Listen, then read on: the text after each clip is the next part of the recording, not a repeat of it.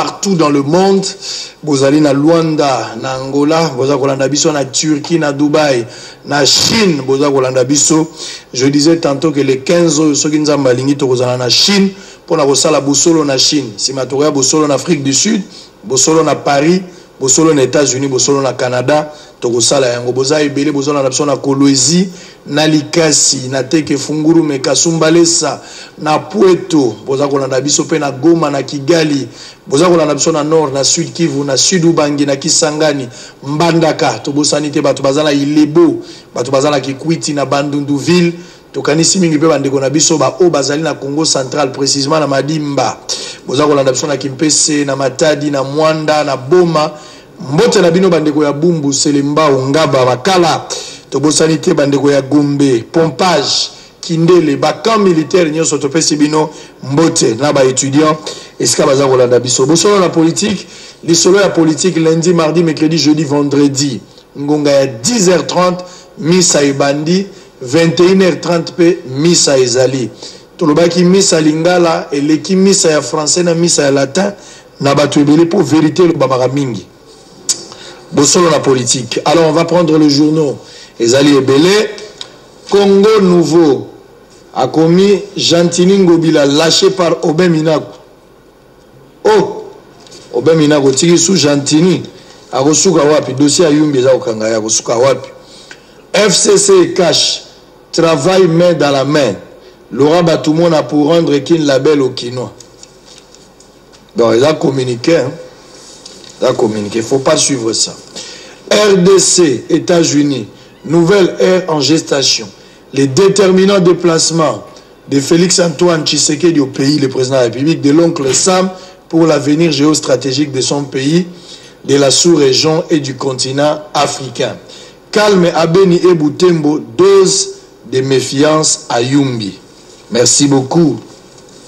L'exclusif Tshisekedi aux Nations Unies, non, aux États-Unis, pour un check-up politico-diplomatique. Alors on va prendre les phares. Les phares a commis la leçon morale de Simaro, Touta, Namabele, Tokozonga, Namabele. Alors leçon il faut être un politicien. Touta, Namabele, Tokozonga, Namabele. Mende, il faut suivre ça. Touta, Namabele. Thomas Louaka, il faut suivre ça. Kimbuta, il faut suivre ça. Koko Nyang, il faut suivre ça. Willy Michik, Touta, Namabele, Tokozonga, Namabele. Martin Fayoulou, Bemba. Félix Tshisekedi, Touta na Mabele, Kabound, Tokozonga na Mabele. Merci beaucoup. Alors on va récupérer les informations. Le président de la République, Azar Okende Sénégal, du 3 au 5 avril aux États-Unis. Donc président Nengazalewa, le Azar Okende, parce que du 3 au 5, chef de l'État, Félix Tshisekedi aux États-Unis. Artiste Liolo, Limbe Alfred Akoufi. Boyebi Liolo, papa azaka mwindo azala basuki ya pembe wana Liolo artiste ya munene ya mboka na biso. Akoufi lelo la tongo. Communiqué présidentiel sur la mort du beau-père. O ezande mambo ya soni. Bokilo ya Kamere Akoufi. Bakamati so ya présidence babeti mokoloto ta. Na basani ya Kamere komi présidence. C'est grave. Tentative de grève des policiers dans la ville de Kinshasa, ils réclament les soldes. Donc, mes collègues, les policiers, les gangs, les balabala, la grève. Bon, on a pas de foot. Bon, Nayogi Genzoto tient Tshisekedi de jeudi prochain. Jeudi prochain, Bobongama, Nzoto a Kondo Tshisekedi de Wozonga la Gisasa. Na Sololina, président de la République, il a confirmé ça. Nazolo Balabino, je pèse mes mots, j'ai parlé avec le président de la République. Donc, Nzoto Wozonga, jeudi. Martin Fayoulou a préparé rébellion. Bakangi a 3000 militaires au déjà préparé pour attaquer Congo, précisément Kinshasa. Boza informé, ma précision a coupé Sabino na Bambalo. Alors, très rapidement, Tobanda débat na biso, les échanges, il y a Bato Batanga, Bato Mayele, on réfléchit pour Namboka. Honorable John Kolela, député honoraire, Azana Bissoa, il y a Likasi. Pour le compte, il y a eu des pèses. Merci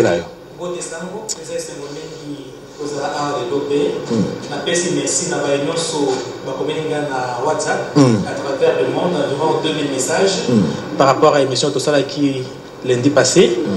Pebayo Babenginga na Kinshasa aussi à travers le monde. C'est bango merci. Peut-être qu'il a eu tenté à répondre bango nyon surtout parce que le cas qui est belé, mais on a eu occasion de remercier bango à travers cette émission et saluer encore chaleureusement mon co-débatteur Mike que je félicite par rapport au travail qu'il est en train d'abattre sur terrain. Merci beaucoup.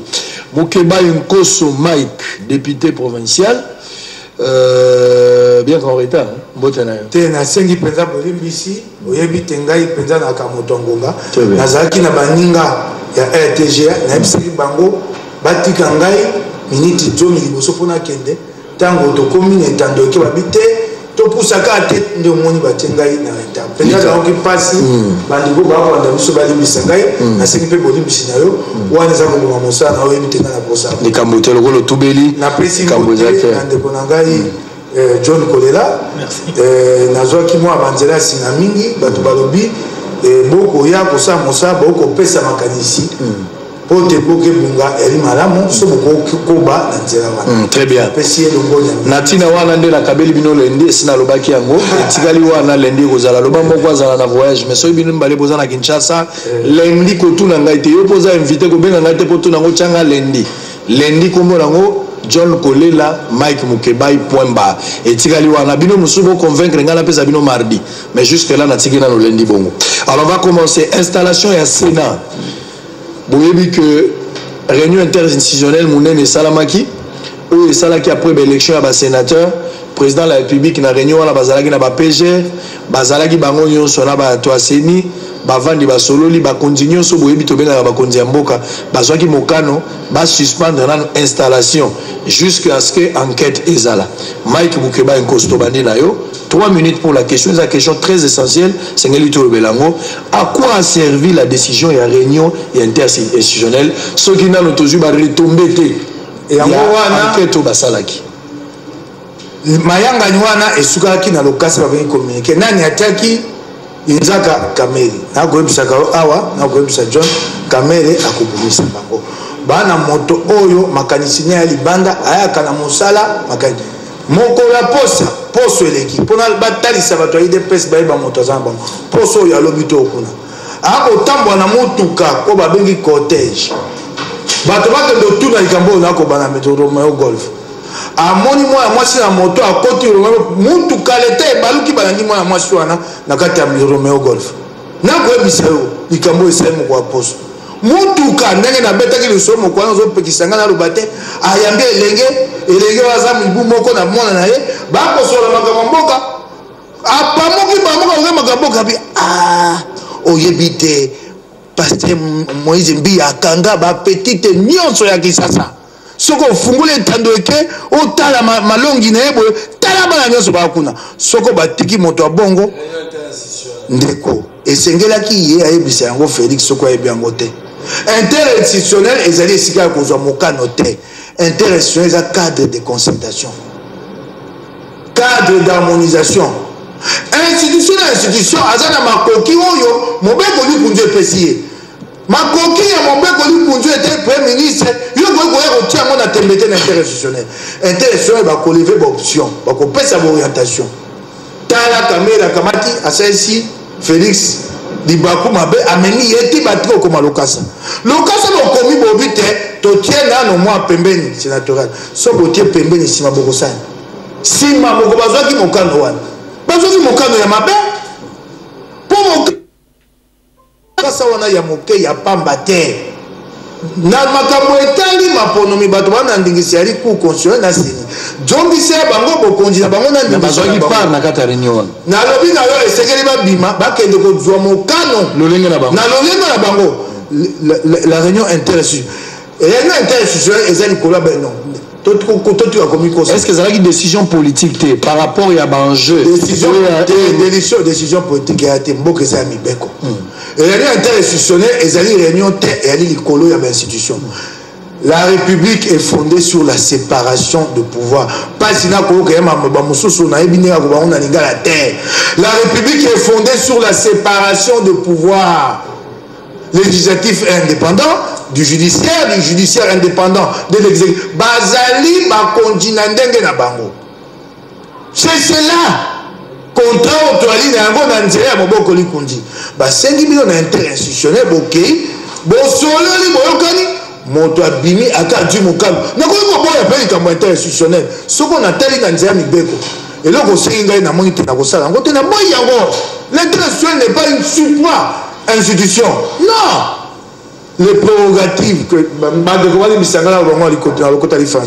les prérogatives de chaque institution sont déterminées au terme de la Constitution. Très bien. La constitutionnaliste, c'est beaucoup chibisomi botika. Makambo wana eko senga teboya ko biso tenga mona tani mibeko te et ali makambo ezali. Très bien. Na pole eko monana. Moto na moto atika la constitution ezali na boye.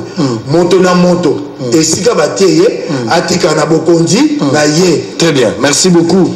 Alors John Kolela, honorable. Réunion institutionnelle et Salami, et puis ces décisions à suspendre momentanément, banquette et Zala. Nous n'avons pas encore vu l'aboutissement et enquête aux alagis diligentées. Jusque-là, nous avons comme résultat final. Bien que l'ouverture à dossier est alagis déjà.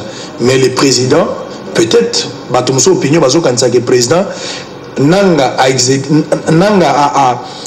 a exécuté fidèlement les décisions prises lors de cette réunion-là. Nanga plus écouté Kingakati au lieu d'écouter la conduite au président a vécu la réunion. Merci beaucoup. Motuna oyo otuna ki yango encore fois passé na pesa ki réponse na ngai. Lelo motuna ezongi lisusu. Président akoki kozwa oyo babengi ordonnance pona ba mesure conservatoire T. On prend l'ordonnance pour les mesures ou les décisions définitives. Awa ezali option politique ou ezala qui levé na interinstitutionnel eza ba levier politique oyo bakoki ko salela yango ce qui problème moko est se poser et que vous avez besoin d'une réponse en entendant qu'il y ait éclaircissement de la situation. C'est le cas dans lequel nous sommes ici présents. Qui doit installer le Sénat? Ce n'est pas la CENI, ce n'est pas la Cour constitutionnelle. Les sénateurs étaient déjà élus. On a déjà proclamé les résultats provisoires par la CENI. Il restait l'installation. Avant de Konanga Mike Aotikolobake, il y a séparation des pouvoirs et les pouvoirs sont d'attribution. À qui est attribué le pouvoir, non pas d'élire les sénateurs, mais d'installer le Sénat. Ce qui président a eu décision, mesure conservatoire, parce que problème moko est se posé, il y a corruption. Batonio se base à la O, il y a UDPS. Base à la O, il y a la Mouka, il y a FCC, va dénoncer corruption. C'est vrai, ils peuvent dire que non, on pouvait installer l'institution, mais la justice pouvait faire son travail. Oui, c'est question de choix tout simplement, c'est question d'option à lever. Le faire en amont n'est pas un péché, le faire en aval n'est pas non plus un péché. Mais moi, je souhaitais le faire en amont tel que le président l'a fait. Pourquoi? Parce qu'en amont, et pas si chance n'a PGR pour entendre Bayon sur Bazaï concerné dans Makambo Oyo. Avant, Bazoua immunité na Bango parce que on ne pouvait pas les entendre si facilement s'ils sont installés. Baza déjà la immunité, processus et Gozala Moulaï. Alors ça a permis le président a donné l'occasion au PGR et aux différents parquets à travers les provinces d'entendre avoir ne serait-ce que élément oyo et qu'on permettre Bango ba ouvrir ba dossier pour poursuivre après. À ce jour au lobby que rapport est allé parce que avant que le président a levé option à suspension, bah lobby que PGR a sali rapport préliminaire. Il y a dans ce rapport, le rapport préliminaire ouana. Quelle est la suite? C'est-à-dire, trouver un indice de corruption ou bien corruption, un faux fouillant, mais en soi, il n'y avait pas la corruption. À ce niveau, contenu et rapport. Pourquoi? Parce que c'est un dossier qui concerne la justice. PGR a divulgué Makamboana sur la place publique à ce niveau T. À ce niveau, il a fait rapport au chef de l'État. Le Sénat sera installé. C'est avec ce rapport-là qu'il ira maintenant demander, par exemple, s'il y a des cas avérés, la levée des immunités des sénateurs concernés, il y a des députés concernés, pour ce qu'on Makambo et Banda devant justice. À ce niveau, si on divulgue ces secrets-là, ce sont les secrets de la justice. On ne peut pas les divulguer à ce niveau. Moi, je pense que les secrets gardés, on installe le Sénat, c'est alors qu'on saura lorsqu'il ira devant le Sénat pour demander la levée des immunités, pour engager des poursuites. La première étape, il y a Moussala, à constituer un dossier, et deuxième étape, il y a élevé l'immunité et la poursuite. Très bien, est-ce que tu trouves la démarche elle est normale? Et puis il y a une question à Tounakiawa. John a commis Kobangisa Zaka Moto Boigna. Na kati ya République. Mibeko moto kumba kabato. Oh ya zo beza makadisete ya bandi te na interinstitution et ali mibeko te. Soko yo za mibeko te ko sala yango te. Soki te obandi yango to tiki yo bako benga yango dictature. Félix Sengeli alanda mesure conservatoire ezali te.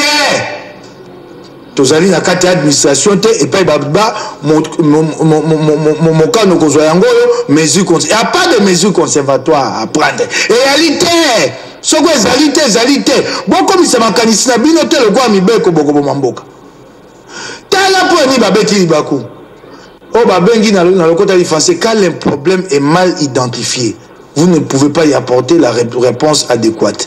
Likambo ezalaki eyako senga tete bakata likambo asena tuninga nani atiaka sena na libonga. Moto atiaka sena na libonga zate, il y a une procédure pour l'installation de la Sénat. Nani atiaka assemblée nationale na libonga. Il y a une procédure. Soko secrétaire général yakuna. Oui, na lo nabi na yo il y a une procédure. Wana yako rotuna nga motuna ate. Tala bo identifier problème mabe. Yango bo beti libako. Problème Israël qui balobi te ba député Bazui Kanyaka. Ce n'était pas le processus qui était mis en cause. Vote ça magi na Paul était vote ya sénateur ça magi na moiti. Et ça mi na moi ba ngubalo ça exactement yango ezaki compétence. Le processus n'avait pas connu de problème. Vote et ça magi balam. Si kalika baba ya ba député mosusu Bazui Mbongo. Et likambo ya vote te. Faites la part de choses. Vote essaye malamu tote essaye malamu kasi ba député mo soupeto éviter boni toyoki soupçon le quoi Bazui Kanyaka si kaelo kozolanda et ça au ma vote to kanga bato Bazui Kanyaka et ça au kanga bato Bazui Kanyaka le président a-t-il compétence il y a quoi installer Sénat oui ou non adrena yango te la procédure est prévue c'est l'administration oh ya Sénat le quoi de na personne d'akisa Assemblée nationale na un sakabango secrétaire général il y a mon tokosia à continue et bon bureau provisoire tata mon conseil biso l'assemblée provinciale à Kaboni le quoi biso à Kisasa directeur il y a administration provinciale ya Kisasa il y a koya à bandi à lobby à Fongoli à Zui Mobeko lobby te moto bakotia yepo na kokonza assemblée et ali le doyen abi na mikanda seni atindela kingai doyen na bino nyonso songolo bamatisi ye pere bakotia na bureau na sima et ali ba baleki na bino nyonso atangi su mikanda bi moto e mikanda o seni atindela kingai baleki na bino mi bale ya suka bango. Merci beaucoup. C'est l'administration. Merci. Alors, vous allez répondre également pendant 1 ou 2 minutes. Mais la grande question que je me pose, l'honorable Mike Mukeba Nkoso, l'honorable John Kolela, question est de partager Bango entre les deux. Nalina et Babino peut beaucoup répondre à Bisso. Naba pouvoir et à président de la République et à CNI, na ya cour constitutionnel, Nanye Sengeli a installé Sénat. Est-ce qu'ils allaient président de la République? Est-ce qu'ils allaient CNI? Si à la Constitution, Botin de l'article 1. Si c'est le droit, il faut me le dire aussi. Vous avez une réaction? Oui, je serai trop bref. Parce que le processus qu'ils avaient corrompu, Yango, il ne fallait pas que CNI a intervenu parce qu'ils avaient la compétence n'a été. C'est ce que je suis en train de dire. Nous parlons le même langage, mais il semble qu'on a besoin d'un interprète pour nous faire comprendre. La CNI d'abord, lui-même l'a écarté parce que le processus, c'est ça qui a acheté. Toi-même, tu viens d'écarter la CNI. Parce que ça y est un processus, c'est ça qui a acheté. Tu m'as donné raison. Ça, c'est de 1. En droit, on dit ce qui n'est pas interdit est permis. Parce que toi, tu voulais rentrer dans les droits. Mibeko Lobité aussi n'interdit pas. Ce qui n'est pas interdit est permis. C'est ça le principe, non? Je te fais rentrer toujours dans tes propres dires. De 3, on lobby qui est secrétaire général et ça administration. Oui, l'administration c'est le bras de l'exécutif. Et qui est le chef de l'exécutif? Donc, vous donnez raison dans tout ce que vous venez de dire, au contredire Ngaté. Très bien. Au soutenir Nga en d'autres termes, même sans le savoir. Sous une autre forme. Oui, parce que l'administration exécute ce que lui demande le gouvernement et autres. Donc, or, le chef de tout cela, c'est le chef de l'État. Il a pris les communiqués, il n'a pas pris une ordonnance. C'est une décision politique, une mesure conservatoire, eu égard à un problème.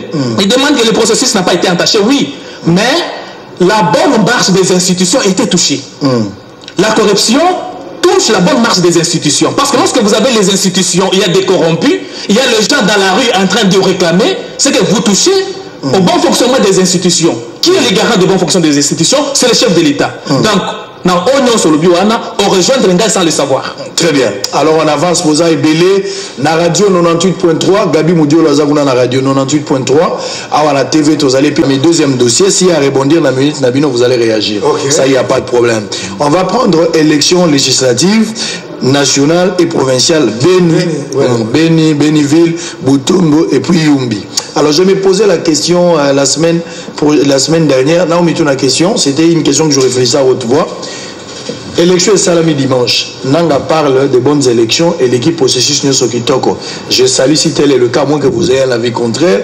Mais l'impact de ces élections, na déroulement Mboka, par exemple la présidence, avec le fameux dossier Yakou constitutionnel et Mayamba réalité Belueza autour du processus électoral. Est-ce que ça joue? Finalement, Félix est reconnu président de la République n'a été un territoire. John, je vais le dire en français. Le processus n'a pas été corrompu. Donc il ne fallait pas l'interrompre. C'est des hommes qui étaient soupçonnés. Non, tu me donnes plutôt raison. Le processus n'était pas corrompu, donc il ne fallait pas l'interrompre. Il y avait des soupçons sur des hommes, certains électeurs qui sont députés provinciaux. C'est de ces côtés-là qu'il fallait orienter l'enquête. Le processus n'avait pas connu de problème. Donc il n'y avait pas à interrompre, à décréter la suspension. Et l'administration ne reçoit pas des ordres du président de la République. L'administration a aussi des compétences connues. L'administration peut fonctionner même à l'absence du président de la République. Nous avons des cas de crise en Belgique, où il n'y a pas un premier ministre, il y a crise. L'administration fonctionne. Les tâches de l'administration sont connues. Elles sont déterminées. Elle n'est pas là à attendre des instructions du chef de l'État, non. Il y a une procédure de mise en place du Sénat. Elle est prévue. Félix n'avait pas à l'interrompre. Il n'y a pas à dire que des mesures, c'est grave. Vous commencez à donner au président de la République des pouvoirs qui n'est pas au terme de la Constitution. Ce principe général de droit que vous venez là, ne l'amenez pas en droit constitutionnel. Ça va être grave. Le droit constitutionnel est bien clair, il y a des attributions. Et ce sont ces attributions-là qui font de chaque institution ce qu'elle est. Ce qui est comme tu as battu, il ne faut pas qu'on me il n'y a pas de mesures conservatoires à prendre de la part du président. Sinon, vous ouvrez la boîte à Pandore. Alors, il en prendra jusqu'à quelle limite? On attend la réaction. On attend pour la question, on attend la réaction à public. Ils vont répondre. Il faut pas qu'à alors, Beni Butembo. Ah, bon, mon Félix, ça serait président à Ndambo. Bapona est dans ma Congolais à Ndambo. Bolongoli bana Beni na bana Butembo. Bolongoli bango pour nini? Pour ebola ya makasi bako. Wana ezala Félix c'était. OK, Malembe. OK, Malembe. Babetaki maboko. Bolongoli bango bobite ebola ya makasi. Bolongoli bango te kuna bokenge ezali te bako pesa to biwa. Tango mapona mesali lo esamaki lobby mukwayenga. Ebola mati to ekiti ebola mati. OMS abengi urgence humanitaire et comme na 1000 cas. Nanga lokuta na yo monani. Bopimelaki bana ya Beni bapona mokonzi mboka te. Et donc comme une urgence humanitaire s'il te plaît ndeko sango. Urgence humanitaire. Maponono esami lobe sengaki samate. Il est Félix Moto comme tata mokonzi. Et sengaki ko ah to comme une urgence humanitaire. Ezali mapebo sa maponono. Banda to sema ponomite lelo bato bakufi boye na Beni o babomi na bango na kozanga bokenge babomi bato te babomi bato omoni tezaki maele ya nanga o Kabila tiaki na moto balongola bana Beni na bana Butembo lelo monani Félix Tshisekedi azali président partiel ali président ya ndambo ya Congo likambo esalami oyo bana biso bakotunaka biso bolongoli bakongomani na maponono bato milioni koleka bolongoli bango maponomi wana ozo revenir na Kabila na nanga à l'époque Félix Tshisekedi akokumba yango po bokonzi na ye mais tous la résultat ya Beni Butembo Yumbi bapesa biso tokotala soki eloko yango kozala plus de fois à Félix Tshisekedi ou un autre candidat président la ville nalobi na yo boye wana okozelisa ngai oyo toyebi lelo tomoni te kuna ebole ye makasi koboma ye makasi bazongi susu maponomisi mate très bien nde elobeli biso boye te eyali mayele nanga atiaki na Kabila po te bazwa bokonzi ya ndambo bapesa moto azali très bien John Kolela honorable même question Yumbi Butembo élection salami vous entendez Mike dire ici que Félix Aza président partiel parce que nanga prémédité cette histoire là bongisi yango na ndenge na ye asali moi costume moko o yazangisi 3 villes c'était prémédité cette histoire lecture dans les années. En tout cas, moi je n'en reviens pas au discours et à l'analyse de Mike. Et ça discours moko il y a polémique. Parce qu'à ce que je 100%, il y a des électeurs, il y a des circonscriptions en Agnonso. Taux de participation, le 31 était à 47%. Ce que je 47%, il y a un nombre wana. Même si les 100% de ces 47% votaient pour Fayoulou, ils n'arriveraient pas. Si c'était fait au même moment, parce que le taux était le même partout. Ils n'arriveraient pas à atteindre le niveau de Félix. De deux, qui vous a dit que ces contrées-là sont les contrées Yafayoul? Qui vous a dit ça? De quel droit vous voulez dire que ces contrées-là vous appartiennent? Il y avait 21 candidats, non? Donc vous estimez que la population de l'Est devait voter à 100% Fayoulou. Les 20 autres candidats, personne ne pouvait pas avoir ses voix à lui. Ici, on n'est pas en train de faire la prophétie. Vous n'êtes pas non plus magicien pour faire une déduction hâtive disant que Ekoki Kozala Boye. De 3. Fayoulou Aza candidat et opposition à 2 semaines de la fin de la campagne. Quand on a estimé que Fayoulou Kozala candidat et opposition pour voter.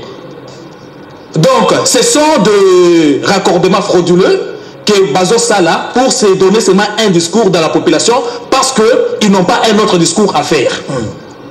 Les élections se sont passées, tant mieux.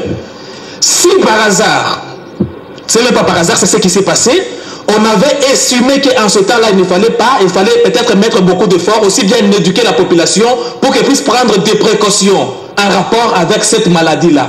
Je pense que la raison était fondée. De 3, tant que c'est né à Zumikano wana ya suspendre l'élection na ba contre wana. La mokazala kiti. Aboyaki? Aboyaki te? Pourquoi en son temps là, vous n'avez pas dénoncé cela, vous n'avez pas organisé des marches, des meetings pour dénoncer cela? Vous tous, on vous a invités à la CENI, nous et vous, nous tous, nous avions appris, les communiqués étaient là, nous avons dit, quoi qu'il en soit, nous y allons. Il fallait être conséquent. Donc, quand on partait dans ces élections-là, on n'avait pas quitté que contre Boye, et ça y a candidat Boye. Non, nous n'avons pas quitté. Est-ce wana et ça y a failli lutter. Est-ce ça y a Congolais nyonso. Félix a eu qu'on ba voix na Est. Fayoul a eu qu'on ba voix na Est. Pe ba candidat nyonso ba eu qu'on ba 3 voix 5 voix na Est kuna. Donc, dire que Balongoli Est, parce que Fayoul était majoritaire là-bas, je pense que c'est un faux fouillard. Parce que motomo côté en qui ça va plaire derrière les kolobawana. Donc on a canisi que biso nyonso tondima ki tokende maponami président Félix Aza président ya Congo Mobimba. Ce qui lobby parce que balongoli bande kona biso ya Est. Donc Aza président Ndambo nazo rappeler Mike que balongoli pe ba congolais nyonso ya diaspora. Yango esalite que président ya Azali Aza président Ndambo Aza président Mobimba. Une minute tout changer de dossier. Nayoki ndeko John Kolela lobi akimi likambo ya solo to comme une urgence humanitaire obi baba ki bazwa précaution ko ba boito ko mbetsa libako précaution ba vie to longwe na 47 cas to comme il y a plus de 1000 cas précaution ni yoko baba joki et c'est là que nous apprenons à la télé les élections ne devaient pas avoir lieu hier la situation s'est aggravée et il y a pas si ko les caliboso ce que j'avais sur l'autre pour la combattre là-bas na Beni Butembo lobi mapone mengo sa maté lokuta ndeko bato Beni bakota maponomi to fayo longa alonga to longa te wana to ebité likambo ya pasi millions ya ba congolais balongwe ba na liste toile mbala liboso banda to bayima ka maponomi balongoli ba congolais na liste na maponomi na ndenga lokuta oyebi yango yo pour malamu na biso nyonso na ngai na tondira yo peta ko bwanga na matema pono na bino boju na moyibi te toyebi te ngoyi mulunda na oyo mosusu abe malumalu baza ko pesa mapono babi kasai moto ajibi ya bino ba pesa ngo be mobimba très bien bapesa kasai te bapesa te siko pesa ngai loi on le lobi qui faut pesa ka parti par parti on ngai me pesa nga bo veko le lobi que c'est ni fallait aloba kasai autant ngai na sisa tomoni yango basali yango na 2006 basali na 2011 tabo comme ya bino loko eza bokonza ko pesa ba ko pesa ngo maboke ça dit principe moko ezalaki te zelanga la question ngana utuna yo ngai na principe de la est-ce que zelanga zongela yo très bien na sisa makambo ona ndeko omoni makambo ya bei na botembo ko tuti sangali bakute bato batamboli na beni bakufi pote batika bango ja maponomi bato batambolaki te bato batamboli biso tokoki kotambwisa bato te benga bato tokoboya maponomi toyaki na pasi biso lamuka so tobai bato bakende na nzela benga bataba okima maponomi tokei maponomi na motema kolela motema biso pe tokei maponomi dans les mêmes conditions nazebisa yo ozotuna ngai